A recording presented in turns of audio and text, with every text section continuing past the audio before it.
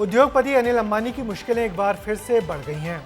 अपनी कंपनियों के पैसों को गलत तरीके से खर्च करने पर फर्जीवाड़ा उन्होंने जो किया है उस पर सेबी ने उन पर शेयर मार्केट में 5 साल के लिए पाबंदी और 25 करोड़ रुपए का तगड़ा जुर्माना लगा दिया है। मामला यहीं खत्म नहीं हुआ। जुर्माने की खबर आते ही उनकी 3 कंपनियों के शेयर मार्केट में ऐसे लुढ़के कि इनकी गिरावट रोकने के लिए लोअर सर्किट तक लगाना पड़ा। देखिए अनिल अंबानी ने क्या और कैसे ये फर्जीवाड़ा किया जो इस हालत में पहुंचे। शेयर बाजार ने छीना चैन, अनिल अंबानी हो गए बैन।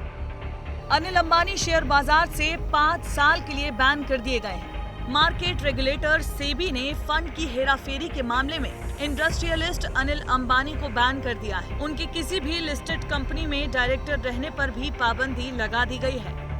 अभी हाल ही में 3-4 कंपनियों के नाम आए। अनिल अंबानी का तो आज ऑर्डर हो गया क्योंकि उनको पाया गया, दोषी पाया गया। इसके अलावा रिलायंस कैपिटल, सीजी पावर और हाल ही में कैफ़े कॉफ़ी डे जो बहुत बड़ी कंपनी है, इन सभी में एक ही चीज़ कॉमन थी और वो कॉमन चीज़ थी कि इनके द्वारा फंड डाइवर्जन किया गया। अपनी एक कंपनी से कई दूसरी कंपनियां जो लॉस में थी, जिनके कोई नेटवर्थ नहीं थे, उनके नाम से फंड का ट्रांसफ़र हुआ। अनिल अंबानी के पास फिलहाल रिलायंस कैपिटल, रिलायंस इंफ्रास्ट्रक्चर और रिलायंस पावर कंपनी है।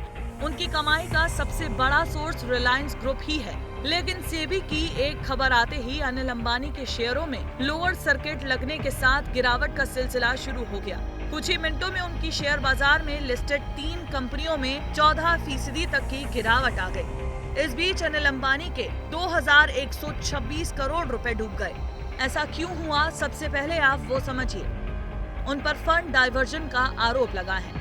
रिलायंस होम फाइनेंस लिमिटेड से फंड निकालने के लिए धोखाधड़ी की उन्होंने योजना बनाई। रिलायंस होम फाइनेंस को 6 महीने के लिए बैन कर दिया गया है। इसके अलावा सेबी ने 25 करोड़ रुपए का जुर्माना भी लगाया है। धीरूभाई अंबानी के छोटे बेटे अनिल अंबानी साल 2008 में दुनिया के 6ठे सबसे अमीर शख्स थे। उस वक्त उनकी संपत्ति 45 अरब डॉलर की थी।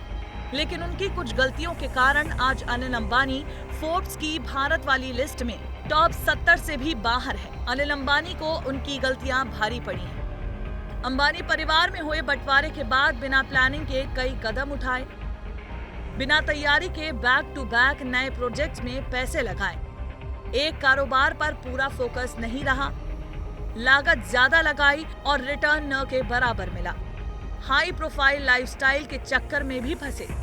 इसी का नतीजा रहा कि 2008 की ग्लोबल मंदी में उन पर इतना कर्ज हो गया कि दोबारा से संभलने का मौका तक नहीं मिला।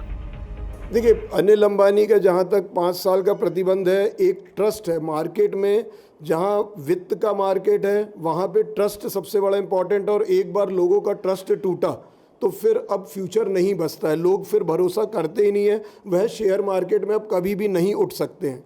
हालांकि अब आगे क्या होना चाहिए, तो सरकार से आग्रह है, सेबी से आग्रह है कि ऐसी रूलिंग्स बनाए, ऐसे रेगुलेशन बनाए कि जो कंपनी पब्लिक से पैसे इकट्ठा करती है उनके द्वारा पैसा जो है अपनी ग्रुप कंपनी में या किसी और कंपनी में ट्रांसफर नहीं किया जाए। अनिल अंबानी का इस तरह डूबना उन सारे लोगों के लिए सबक है जो बिना प्लानिंग के एक साथ कई धंधों में उतर जाते हैं और अपनी पूंजी गंवा देते हैं। ब्यूरो रिपोर्ट, विस्तार न्यूज। तो एक तरफ अनिल अंबानी हैं जिनकी संपत्ति लगातार घट रही है, तो दूसरी तरफ उनके बड़े भाई मुकेश अंबानी हैं जो अपनी बेतहाशा संपत्ति के खर्चे के नए नए तरीके निकाल रहे हैं। दोनों भाइयों के काम करने के अलग अलग तरीके और अलग अलग अंदाज हैं। इसलिए कहा जाता है कि एक पिता के 2 बेटों की किस्मत भी अलग अलग ही होती है।